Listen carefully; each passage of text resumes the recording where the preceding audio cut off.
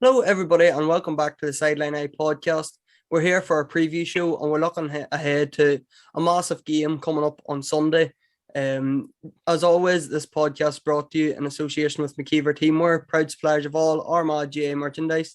I'm delighted to welcome on former Tyrone player Conor Gormley, and he's going to talk us through the ins and outs of the Armagh and Tyrone rivalry and what we can expect coming up on Sunday. Connor, I suppose just to start, congratulations are in order. You were part of the management team of the Tyrone Miners that won Ulster there on Sunday. Everything's going good for Tyrone underage at the minute. First of all, thanks for having me on. I appreciate the call and thanks for having me. I had a good day yesterday now. Just about go over the line, as the old saying goes. Goals win games, and thankfully we got four of them yesterday and kept the right and on. So very lucky to do so. We have the post and a goal line clearance, but hey, very very lucky to get over the line. But again, as you say, the production line's going right and thrown at the minute, so long may it continue. But just great to get over the line in front of a full house nearly, and Clonus was a great atmosphere, a great occasion for the lads, and hopefully something that they'll build on for the future. And is there a real good is there a feel good factor in Tyrone at the minute? Just I know you would have been disappointed with how the Derry game went, but just with the success of the under-20s and the minors recently, it's going well for you as underage anyway. It's not doing very very well. Both coming off the back of the seniors doing well yet last year, and the minors got beaten in the Ireland final last year. Probably unlucky to maybe get a draw at that game. So then followed this up this year with under 20s having a mighty run. Probably weren't going so well, and Ulster maybe early on they looked shaky, but produced the goods. Then once they got out of Ulster and a couple of good games against Kerry, and then to get over the line against Kildare, they were flying. And then with the minors on Sunday there, they had a tough game, but really challenging Ulster campaign, and they really grew from game to game. You know, last week against Donegal, put to the pin of their collar, went to a penalty shootout, and sort of just got the rub of the green in the two games there. You know, but hey, they've made a strong stuff in Tyrone and showing great character, them lads. So hopefully now the future would be looking brighter, but it doesn't guarantee anything. You know, these lads have to knuckle down and work hard. You know, just because of success at underage level doesn't guarantee anything when you step up into senior. But again, the talent's there, the commitment's there, and you know it's looking good. So hopefully they can push on, say, over the next number of years. On Connor, the under-20s, obviously Rory Canavan's the big one. A couple of them have been called into the senior squad. It's probably unlikely that we're going to see any of them, certainly this Sunday. It's hard to know, I suppose. Well, the first thing, it's great for them lads we pulled in shortly after success on the 20s. And I suppose the main thing, hopefully they give the boys a bit of a lift, give them a wee bit of a kick up, you know, sort of get them going again. So that's what young lads can do, bring that sort of freshness and enthusiasm. So hopefully give the senior boys a wee bit of a push on and a wee bit of energy leading now into Sunday's game. But great to see that they're a talented bunch of lads. So hopefully they can maybe make a mark. Will they get game time on Sunday? It's hard to see it maybe if they happen to get over Sunday. A bit more training on their belt. You never know what could go down the line for them. But great experience for them to be in training on that lads and bodes well for the future that the management's open to getting younger players in, giving them a chance and at training. And hey, you never know what could happen on Sunday or over the next number of weeks if they happen to get past Sunday. So it's great to see it. I think it's great it gives everybody a wee bit of a boost, and the pathway's there, you know, for the lads. If they're producing the goods at underage level, the pathway's there for them to get into the senior setup. And Connor, coming to Sunday, you were obviously part of the rivalry that Armagh and Tyrone built up in the noughties, and that's when it really peaked, obviously.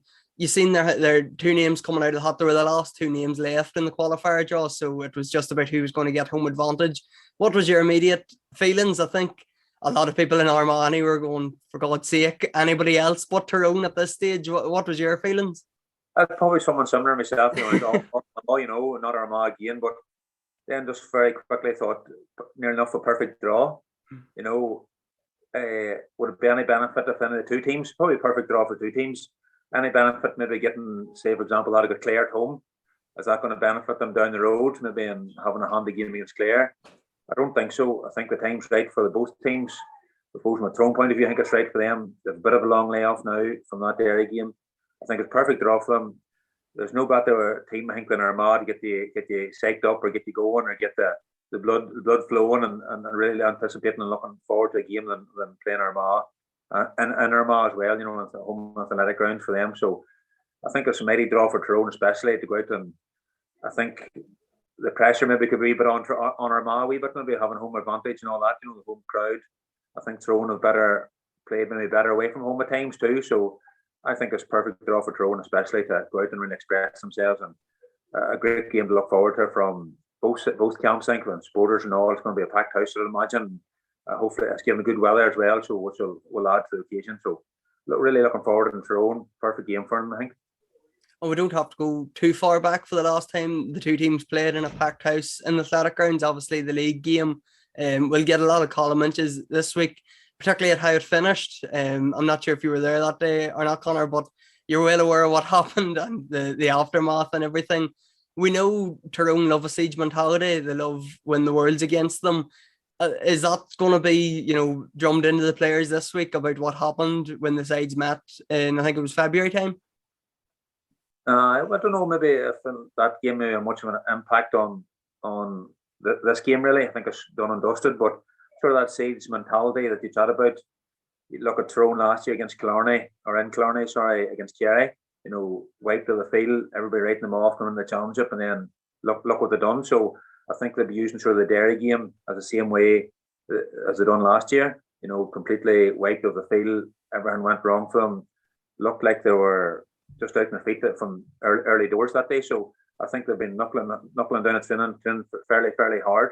So I think Sunday will really bring it out on them. Playing Armagh, as you say, been ripped off in all quarters, no hopers, and I think the great opportunity on Sunday now to go out and express themselves and really show what they're capable of doing now. That league game, yes, will get a lot of column inches, as you say, but I don't think it'll have any bearing on what'll happen.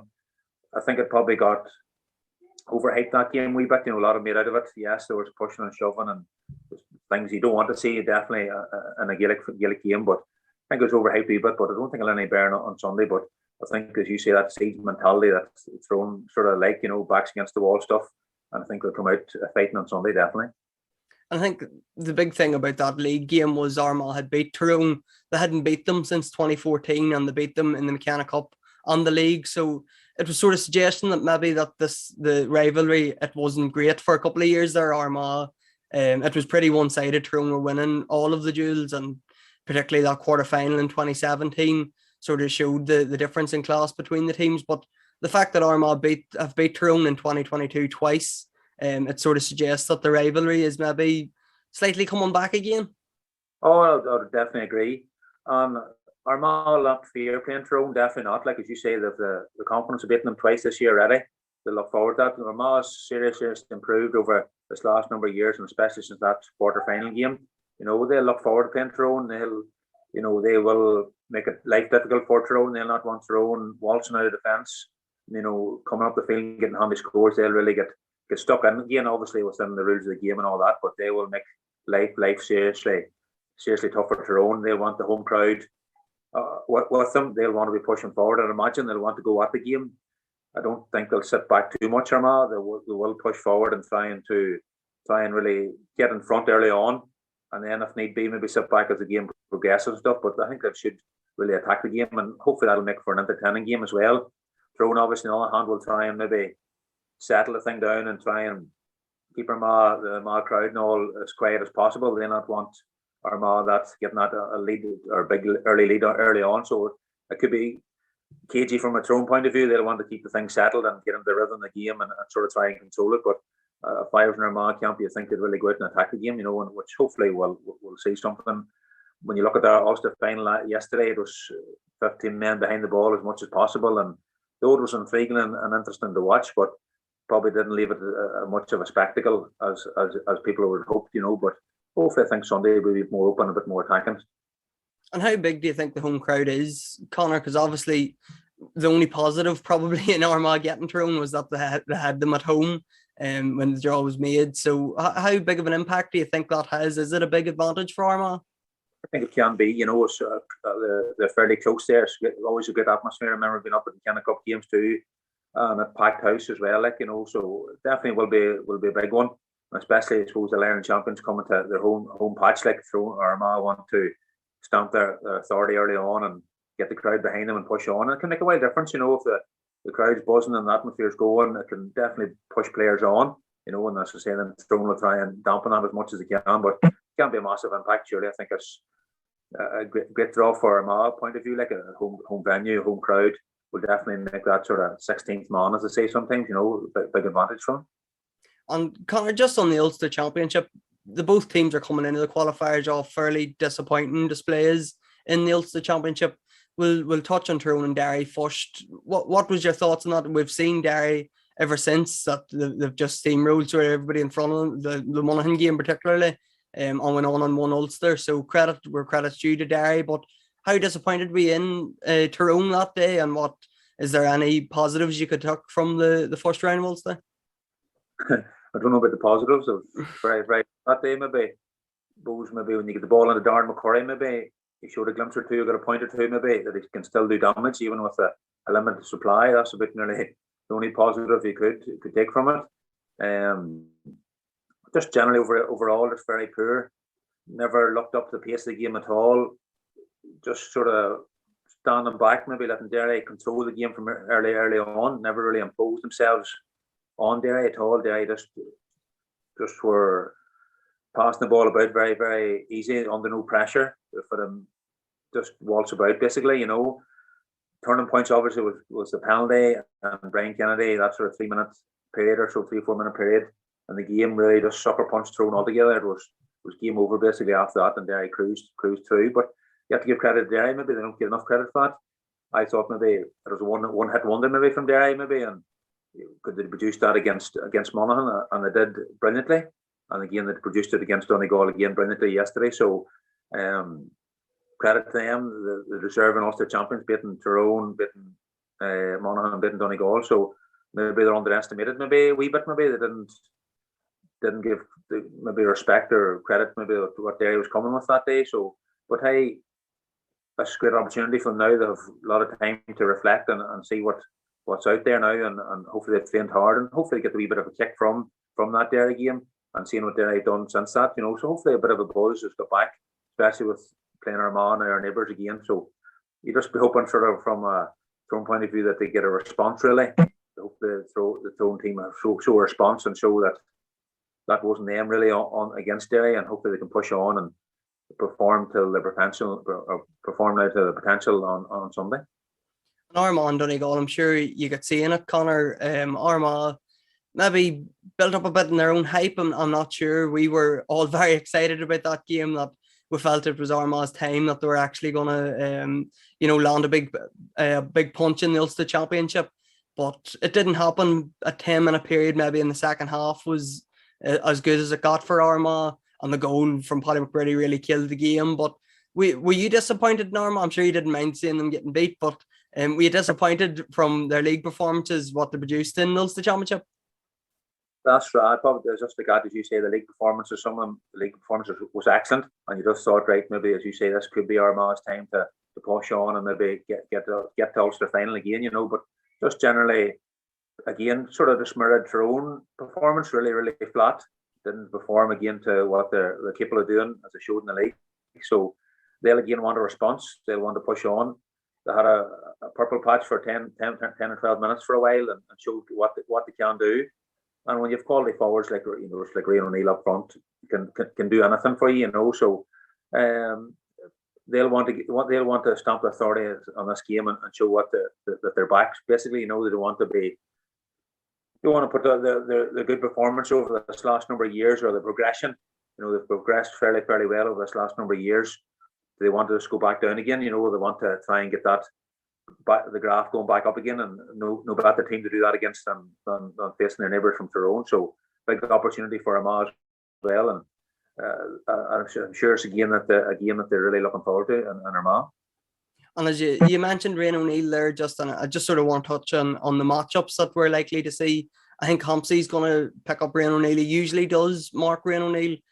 Just going on the league game, I suppose, against Dublin, Rian played in full forward. I think he scored 1-4 that day. But against Tyrone, he sort of come out the field. He set up the first goal. So we know that he can play a couple of different roles. didn't have his best game against Donegal, so he's probably going to have a point to prove. But that's the big matchup in the Tyrone defence is going to be Hampsey against Rian O'Neill. Oh, without a doubt, the big one, surely. I suppose it's probably Rian's probably like the Michael Murphy situation. You need probably two of them. You need Michael Murphy out the field, you need Michael Murphy in forward, and you need Rian out the field, and you need him full forward as well. So it's probably a bit interesting one to see where he plays. Will he stay inside like he did against Dublin and was seriously effective? Will they could put in long high ball, put in long low ball to him, and he was causing havoc against Dublin especially. So, and he hasn't really played much in there since that game. Really, he's been sort of in and out. So if I was Armagh, I'd be keeping him sort of close to goal and feeding him with plenty of ball. And again, from a Tyrone point of view, Hampshire seems to be the man that has tailored him, tagged him this last couple of games. So again, I'd imagine he'd be picking him up again. If Hampshire can keep him quiet, he's going to score points. He's going to score definitely. So they can keep him maybe to 2-3 points. Hampshire's had a good game on him, So, but if we can keep him to that, will Armagh get all the? Will get Armagh for the score? Will the rest of the forwards for the score? Get up to maybe 110, 112 to 13 to win this game. So a big emphasis will be on Hampshire keeping him quiet, but it's going to be up to the rest of the Tyrone backs or Tyrone team to really cut out the rest of the scoring. I suppose just on O'Neill's versatility during your playing days, Conor, you were obviously a renowned man marker. How would you go about picking up Rian O'Neill? You could be challenged on the edge of the square. He could be playmaking. He could be out in midfield. If you're picking up, how do you go about it? Good question. Good job the black card wasn't in my time. But good question. To mark Rian O'Neill, you have to be very disciplined. We can't. If you foul him inside maybe 50 metres, he's still going to score. He's deadly free taker. So that's going to be a good point as well. You can't foul him. You just have to be you have to be honest. You have to make life difficult for him. You have to be close. You have to make it seriously hard for him, and probably try and push him back a wee bit as well. So you have to try and get on the ball, maybe try and be on the front foot as well, and influence the game a wee bit yourself. So make Rian maybe try and track you a wee bit. So you have to be you have to time your runs as well. Time it so he's working back, that he's not maybe if you're on the ball and he's maybe behind waiting for the ball over the top or whatever. So you have to time your runs well. But seriously tough job, and Hampshire or whoever it is, marking him is going to have to be on their toes and try and curtail his influence as much as possible. But my thing would be try and get on the ball and make him work back. Not easy, definitely not that easy job to do. But if he gets on the ball, he's a serious threat to goal, and something that Tyrone have to be. Probably just not Porrick himself, but the rest of the supporting cast, Tyrone drop back, boys back legs to McGeary dropping back, or Frank Burns can be dropping back. Has to be serious help there as well. It's not up just to Porrick to handle him. It's the help that maybe comes in as well. And then on the other end, Conor, I think it's going to be Aidan Falker probably picking up Darren McCurry. You said if there was a positive in that Derry game, it was McCurry that even if he gets a half chance, he still has the ability to take that chance. And Aidan Falker, he's the man that puts out the fires in the Armagh defence. He's their go-to man marker. So that's going to be the matchup at the other end of the field, you'd imagine.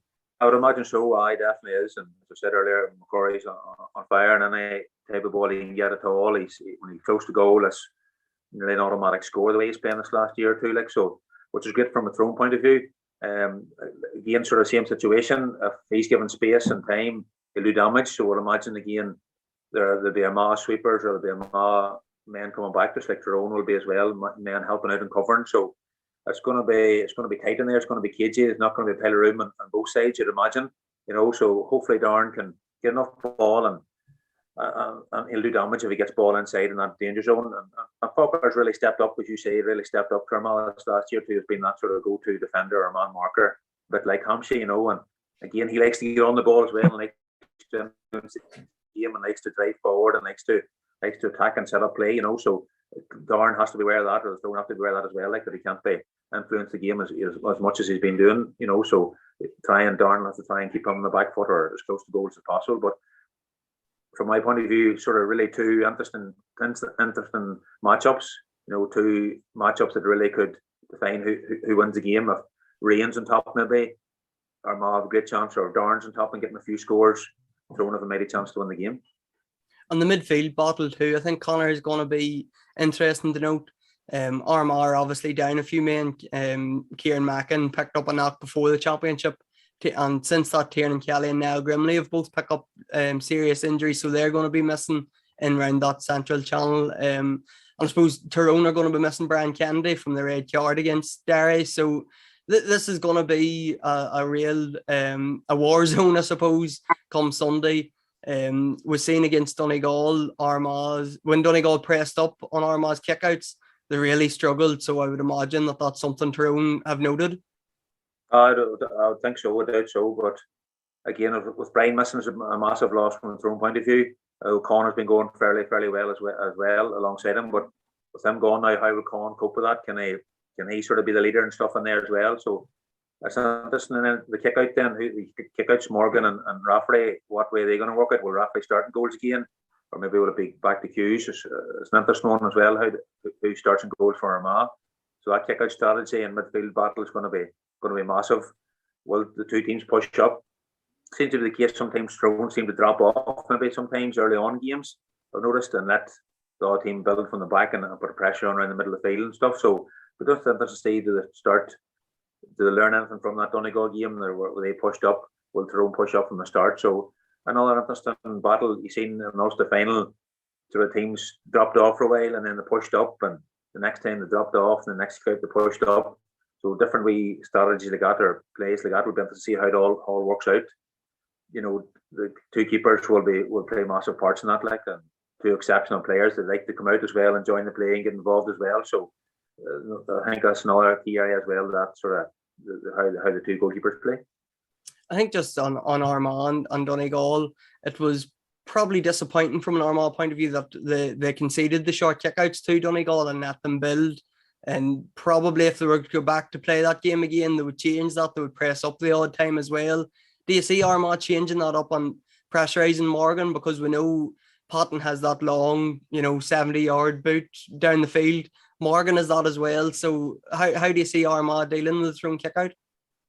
That's an interesting one, right? As you say, down a few men, like, so they could struggle maybe if they did push up and that long ball maybe goes long over the top, or so it will be interesting to see how that all works out.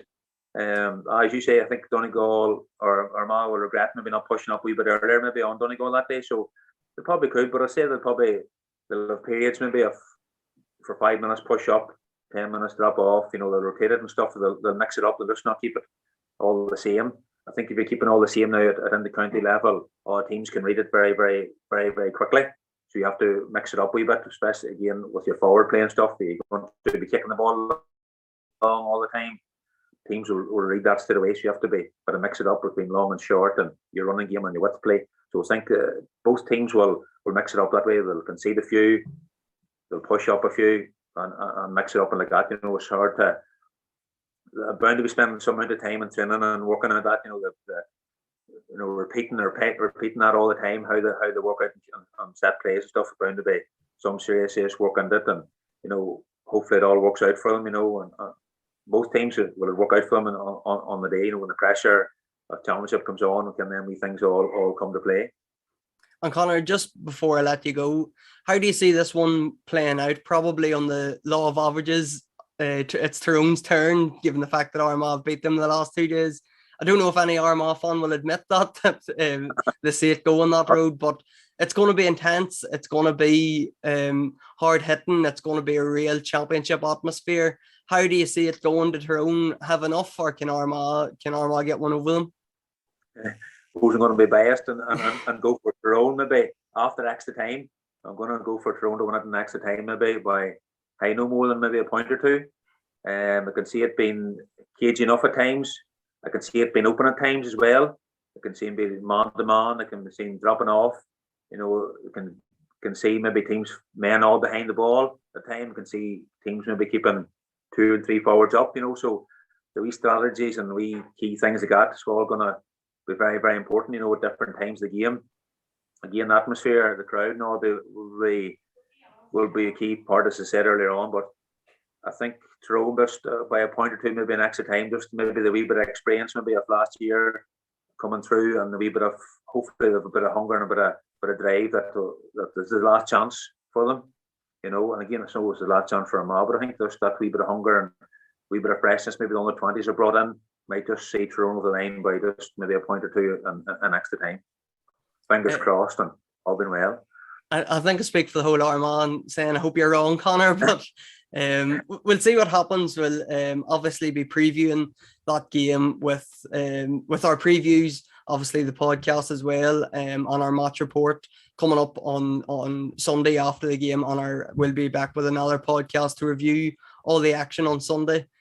Connor, thanks very much for coming on. It was great hearing your thoughts on the game, and hopefully we'll get an Armagh victory on Sunday, but we'll see what way it happens.